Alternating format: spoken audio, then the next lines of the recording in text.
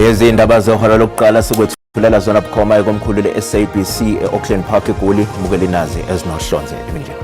The appeal against the Pretoria North Magistrate Court refusal to grant bail is hereby refused. Inkantolo ephakeme yasePitoli isikhahlelile isicelo sikaSargeant Fanninkosi sokwedlulisa isinqumo sokuchithwa kwebheyili yakhe lokhu kuchaza ukuthi uzoqhubeka nokugqunywa ejele kusaqulwa icala lakhe.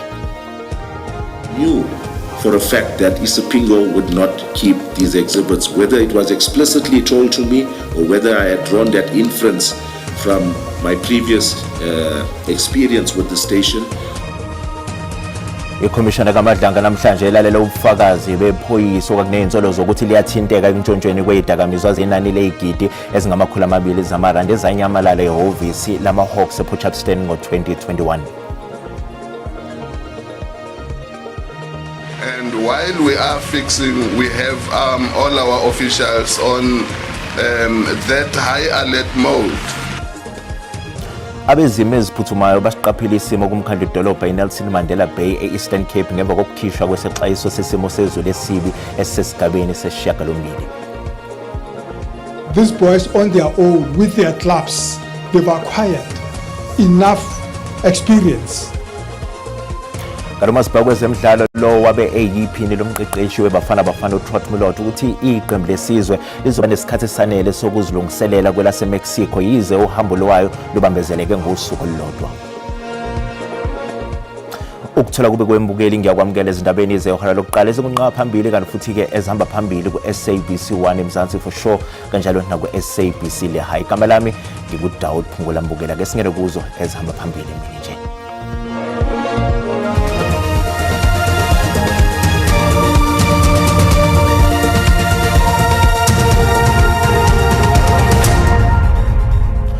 Usephinde wakhala ngaphansi enkantolo uSargeant Fanninkosi njengoba inkantolo ephakeme yasePitoli isikhahlelile isicelo sokwedlulisa isinqumo sokuchithwa kwebheyili yakhe lokhu kuchaza ukuthi uzoqhubeka nokugqunywa ejele kusaqulwa icala lakhe. This appeal ought not to succeed. The order in the RAS, I make the following order. 1. The appeal against the Pretoria North Magistrate Court refusal to grant bail is hereby refused. Usayitsheni inkosi ubhekene namacala abucayi okubala kuwo ukutholakala neziqhumane ngokungemthetho okwehluleka ukugcina izibhamu ngendlela efanele ukukhwabanisa kanye nokuphazamisa ukusebenza komthetho. Inkantolo iveze ukuthi ulwazi analo unkosi njengelungu lamaphoyisa lungamnika ithuba lokuphazamisa uphenyo olusaqhubeka. He has also failed to provide satisfactory evidence of unlawful storage of firearms and ammunition. He has also not provided an assurance that he will not interfere with the administration of justice. Ijaji liphinde laveza nokuthi ukukhululwa kweNkosi kungase kubeke uphenyo engcupheni ngokuthi aphazamise ofakazi noma axhumane nabantu abayingxenye lolu phenyo oluqhubekayo. Criticism was also leveled at the magistrate, finding that there is a likelihood that the appellant will interfere with witnesses.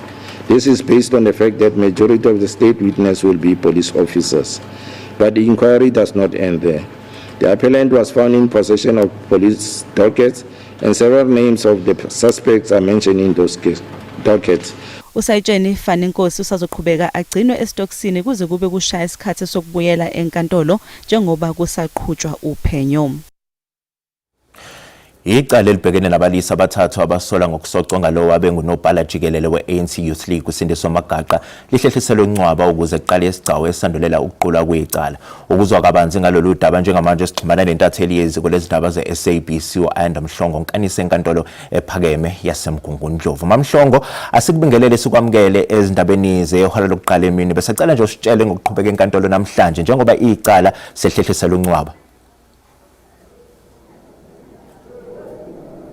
Daud ngibingelele kuwe ngibingelele nakubabukeli emakhaya mhlawumbe ke siqale emuva nje Daud usakhumbula ukuthi ke leli icala langena kuyo le nkantolo emasontweni amabili edlule nala abameli bomunye womangalelwa uZweliphansi uSikhosana ke waye umunicipal manager wamasipala wale eMzimkhulu abameli bakhe ke ngokudlule bacela ukuthi ahlehliswe icala ukuze bakwazi ukuthi balungise okuthize njengoba bese kulungiselelwa ukuthi liqulwe kabusha leli cala lokubulawa kwalo wayo nobhala jikelele we-ANC Youth League umnumzana ke uSindiso Magaqa labe selihlahlela ke namhlanje ke ukuze ke abameli bakhe bakwazi ukuthi bazotshela inkantolo ukuthi sebekulungele yini ukuthi liqulwe ke leli cala. Namhlanje ke abameli ke bakhe umnumzana uSikhosana baphinde ke bacela ukuthi ahlehliswe futhi ke ngoba kukhona imininingwane abasadinga ukuthi ke bayithole. Le mininingwane ke le imininingwane yokushicilelwa esukela kuqula kwecala lokuqala abaphinde futhi kukhona imininingwane abathe bayinqusile kwikhomishana yakhe ke uMadlanga. Sikhumbula ukuthi kukhona omunye wofakazi owayephoyisa noma igama lakhe engazange lidalulwa kuyo lo khomishana uWitness E owathula ubufakazi emayelana netulo lokubulawa kwakhe ke uSindiso Magaqa ke abameli ke bakaSikhosana bathe basacele ikhomishana yaMadlanga ukuthi ke ibanikeze ke lo mniningwane. Umbuso ke ubusuphendula wathi ke cha wona lo mniningwane bifunwa abameli bakaSikhosana banayo bazobe sebeyidlulisela ke kubo ke abameli. Ijaji ke uMluleki Chithi ubese ke thi ke cha ngoba lo mniningwane bazokwazi ukuthi ke bayithole bazokwazi ukuthi bayisebenzise ke njengoba bayidinga ukuze balungiselele uqala kokuqulwa kwaleli cala. Wasesethi ke icala lizohlehlela ke umhla ka27 kuAugust kobe sekubuywa ke ngawo ku27 August nalana ke okobese dingidwa khona ke insuku zokuqula kwalo icala lokho sithi ke trial date. Kuphinde ke futhi inkantolo iyobe iconfirm noma isimemezela ukuthi ke ijaji okuyilona ezolalela uqulwa kwaleli cala ijaji kuzoba ubani. Ilokho ke ngathi kwenzekile namhlanje ke Dawudi ke kuyo lenkantolo. Umndeni ke wakaMagaqa nawo bukhona abangani nesihlobo bebekhona nabo futhi ke abathe bakulinde ngabomvu ukuthi liqale leli cala. Icala esilaze Dawudi ukuthi ke selithathe iminyaka ecishe 8 years kusukela ngo-2018 la kwakuboshwa khona abasolwa. Umndeni ke uthi uyafuna ukuthi aqale uqulwa kuleli cala ngoba bafuna ukwazi ukuthi ke obani ababulala uSindiso Magaqa. Dawudi, Sibonga kakhulu Mamhlongo. Mbukeli yona ke intatheli yeziko lezindaba ze-SABC wa-Anda Mhlongo esibikela bukhoma esemGungundlovu esifundazweni KwaZulu Natal.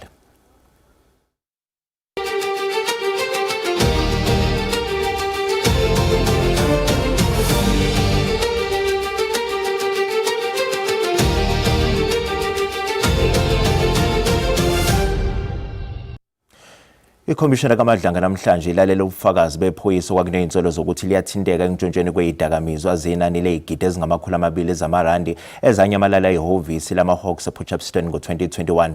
uKenneth Gavin Jacob utshele ikhomishana ukuthi wayazi ukuthi umsulwa njengoba akhishwa phambili nawo uphenyo lomshini okwazi ukuhlonza ukuthi umuntu ngabe ukhuluma iqiniso noma amanga.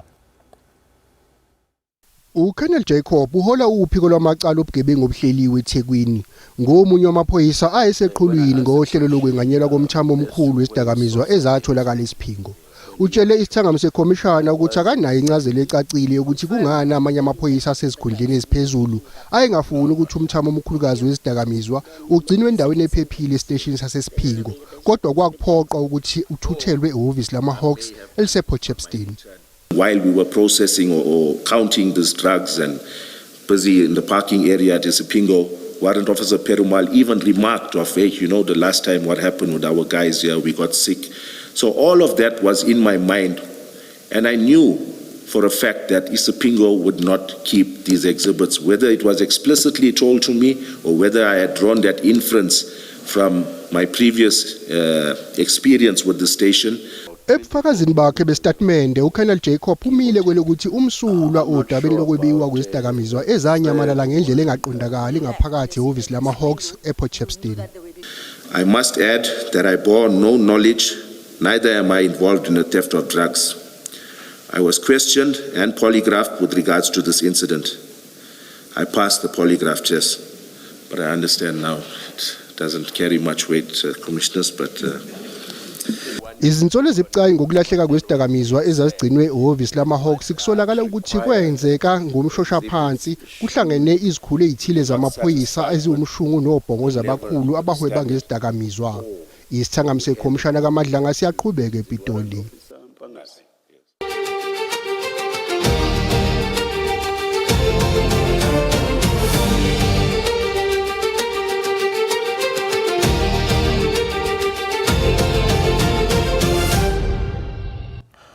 Uhulumeni uzigxekile izenzo zodlame eMossel Bay esifundazweni Western Cape nokuyinto eyenzeke ngempela sonto. Uphinde waqinisekisa emphakathini ukuthi uyaqhubeka nemizamo yokubhekana nobugebengu kuleli izwe. uWilliam Baloyi wezokuxhumana kuhulumeni uthi usibeke amabala kuhulumeni ke nesigameko sokudubula esenzeke enyanga sadlula nomphefumulo wabantu abangenacala njengoba ke kuqhubeka udlame lwamatekisi. Government condemns the violent clashes that occurred over the weekend in Mossel Bay and sends its deepest condolences to families of those who lost their lives. Government calls on residents to work closely with law enforcement agencies in the investigations. Government also welcomes the speedy arrest of the suspects related to the violence.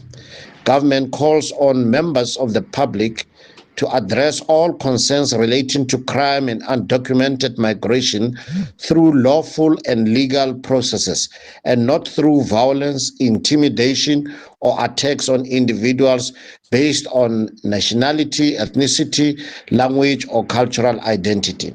Government encourages citizens to obtain information from credible and verified sources and to refrain from sharing unverified information that may cause unnecessary panic, confusion, or misinformation. Izangoma zezulu seziqinisekise isigaba sesishiyagalombili semvula enamandla elindeleke kumkhandlu idolobha iNelson Mandela Bay namaphethelo kusukela namhlanje kuze kube kusasa. Kuphoqeleke ukuthi kumenze ukufunda nokufundisa ezikoleni ezingaphansi komkhandlu idolobha iNelson Mandela Bay kanye nezindawo ezakhelene nayo njengoba kulindeleke imvula enamandla engase idale izikhukhula. Ongumqondisi wezokuphepha kulomkhandlu idolobha uShadrack Sibiya uthi umasipala ukulungela ukubhekana nesimo. We have been through this many times and I am comfortable that we are still prepared as Nelson Mandela Bay Municipality. And we have learned through all these incidents to be well prepared. We have worked on the previous damages and the outages, as well as some roads, potholes, which actually we were trying to cover. Usibiya uphinde waxwayisa izakhamuzi ukuthi zihlale ezindlini ukuze ziphephe. I would be lying if I say we are not concerned. However, I'm happy to state that we are ready. We are on that mode of fixing, and while we are fixing, we have all our officials on that high alert mode.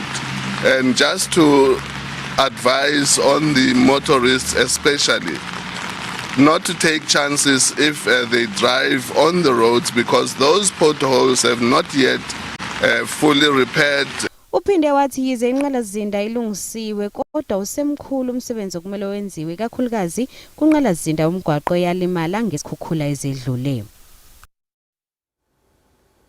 Mbukele sathi qhu eyitolo sizobuya nezinye izindaba nganyakaza.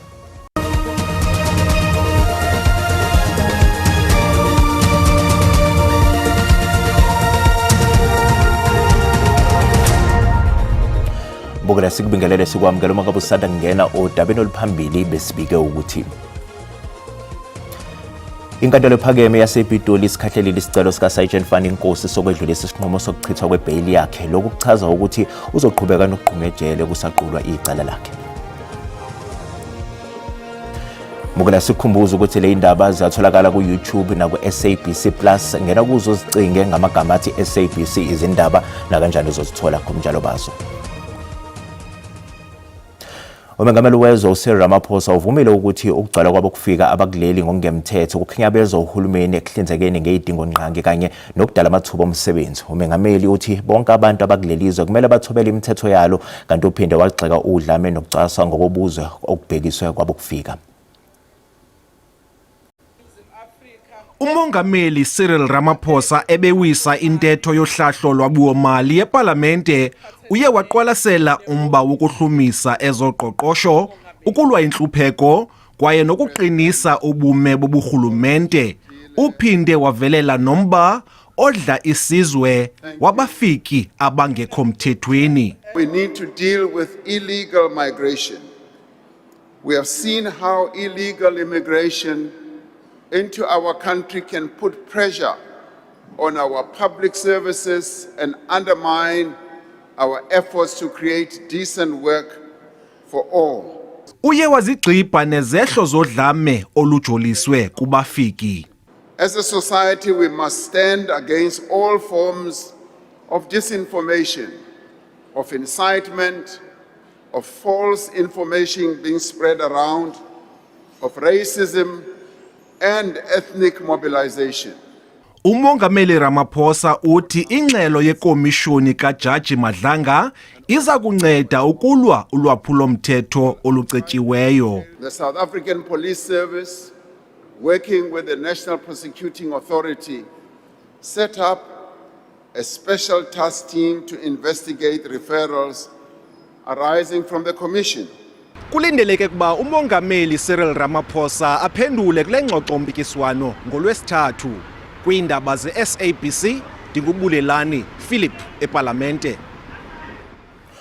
Usotswebho omkhulu we-ANC uMdumiseni Ntuli uthi i-ANC eParliament isamukele isinqumo sokuqokwa kwekomiti nosihlalo walo elizophenga ngeyintsolo zokuthi kungenzeka yini umengameli wezwe Cyril Ramaphosa ukuba waphula umthethosisekelo kanye nesifungo sehhovisi. The ANC Parliamentary Caucus welcomes the constitution of the Section 89 Impeachment Committee, including the election of its chairperson.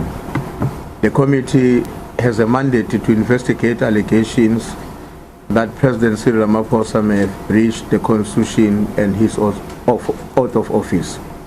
The multi-party 31-member committee includes 9 members of the ANC, and we have no doubt that it will conduct its work in a non-partisan manner, in line with parliamentary oversights and responsibilities as outlined in Section 55 of the Constitution of the Republic of South Africa. Bathukuthele baganunwa ababazali kanye nabafundi baseyikoleni zamabanga aphakeme eDobsonville Soweto ngemva kwembiko yokugwazwa komfundi oneminyaka eyi-18 izolo. Kanti iningi labafundi lithi-ke lifuna ukuziphiniselela. Intatheli yeziko lezindaba ze-SABC uCalvin Dludla usiqoqele lo mbiko. Namhlanje izikhulu zomnyango wezemfundo esifundazweni iGauteng bezila esikolweni Fort Hare kuyisikole samabanga aphakeme. Sizokhuluma nabazali njengoba ke manje sekuthiwa kuqhubukeke igameko zokugwazwa kwabafundi ke abathile. Kube nomhlangano ke othathe amahora abalelwa kwamabili nalapho ke omunye wabaqondisi eminyangweni ke ubekhuluma nabazali banxusa ukuthi babiqhaza ekutheni ke izingane zabo zingadlebeleki futhi bazame nokusesha ngisho izikhwama uma ngabe ke izingane ibuye esikoleni babheke nemisebenzi yazo kanti namaphoyisa ke akhona la kule ndawo kuqubuka ke isiphithiphithi njengoba umhlangano usuphelile njengoba ke sekuke kwavela ngisho umfundi okhala ngokuthi ke yena ugwaziwe wabanye abafundi abavela kwesinye ke isikole namhlanje ekseni. Manje ke abantu abaningi ke sebekhala ngokuthi ke lo mfundi ke akangayiphindiseleli okungenani akahambe ayobika emaphoyiseni nokuyinto abanye abafundi abangafuni ukuzwa bathi akwazi ukuthi ke kubikwa emaphoyiseni ngoba amaphoyisa ngokusho kwabo ayathalalisa azovele anganzi lutho ngalokho. Kanti manje abazali bayazama ukuthi ke bapholise noma bancenge ke labafundi abafuna ukudlebeleka abalwe ukuthi ke bahlise umoya. Uzokhumbula ukuthi umhlangano ubizwa nje ngoba kwabikwa igameko zokugwazwa kwabafundi kuthiwa kunamaqembu ke emgulukudu la asedlangile la kanti kunabathile abasola ukuthi ke engathi ke nezidakamizwa ziyabandakanyeka. Igama lami nguCalvin wakwaDludla indabeni ze-SABC ngibika ngiseDobsonville eSoweto. Sesizokhishwa mhla zingama-21 kuNtulikazi kolonyaka isinqumo emacaleni abhekene noSithembiso Mdlalose. uMdlalose ubhekene namacala okushona kwabantu abangama-76 esakhiweni esiseGoli uSindiso. I told my father that I'm prepared for anything. If things don't go my way, then it will be God. But make no mistake, as I know, I'm innocent. Lolu daba lwahlehlisiwe phambilini ngenxa yokushayisana kwembiko yokuhlolwa kwedumbu nethombe zabakwaZidlodlo. uSithembiso Mdlalose kunguyena obhekene namacala okulimala kwabantu esakhiweni uSindiso ufike enkantolo lethu ulungele noma ngabe yisiphi isinqumo esizokhishwa. Nokho umbuso unxusa ukuba lolu daba hlehliselo olunye usuku wabalula nezathu zawo. The state is therefore requesting that this matter be remanded once more for the state to comply with the court's directives. The suggested date for the remand is the 21st of July 2026. Lolu daba lube selihlehliselwa umhlazi ngamashumi amabili nomuvo ngoNtulikazi magamanxa ihora lesishiyagalolunye ekseni kuwo lonyaka. The matter is unable to proceed today, as you have heard counsel from the state advise that they require an additional period of time in order to be able to comply with the directive that this court issued. Usithembiso Mdlalose ubhekene namacala okudlula emhlabeni kwabantu abangama-76 nokulimala kwabanye. Owethula ubufakazi ecaleni lokubulawa kukaSenzo Meyiwa uKenneth Ubhutomncane Timothy Khumalo utshela inkantolo ephakeme ePitoli ukuthi isibhamu satholakala kuqiniselane Buthelezi. Eqhubeka ke nokwethula ubufakazi ecaleni lokubulawa kukaSenzo Meyiwa uKenneth Ubhutomncane Timothy Khumalo utshele inkantolo ukuthi isibhamu asitholakalanga kubungani Ntanzini. Then you testified yesterday as to how the firearm was recovered in this case. You remember? Yes. Was it found from Bongani Ntanzi? No, it was found from Mr. Buthelezi, Qiniselane Buthelezi. Ebuzwa ke ngobufakazi abethula phambili ukuthi uBongani Ntanzi wabuzwa yini ngecala la kwaNongomam. Mr. Ntanzi was not a suspect in my case, possession of an explosive machine. The suspect there who was arrested was Mr. Qiniselane Makimba Buthelezi. Ubuzwe ukuthi lekwakuvalelwe khona uNtanzi noma ayegcinwe khona wayengayena yini umsolwami. Yes, the case in which he was detained with, yes, he was not a suspect. Kube nokuqubuka ke kwemibuzo ukuthi ubani kanti othwesa icala umsolwami. Is it not correct that this is a prosecutor who charges, not a policeman? I know we talk loosely, I will charge you, but strictly speaking, it's a prosecutor who charges a person. Before this one has to appear in court, he needs to be charged at the police station. Who signs the indictment? It's the prosecutor. That's it. That's charging a person. Icala liyaqhubeka.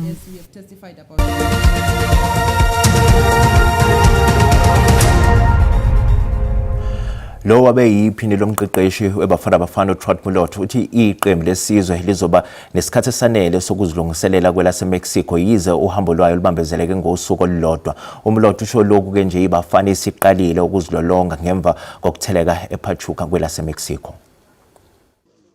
iBafana Bafana izodlala umqhudelwano wendebe yomhlaba okuqala emuva ngabibikho kwemithathu eyedlule njengoba yagcina ukuhlunga le ndebe ngo-2002.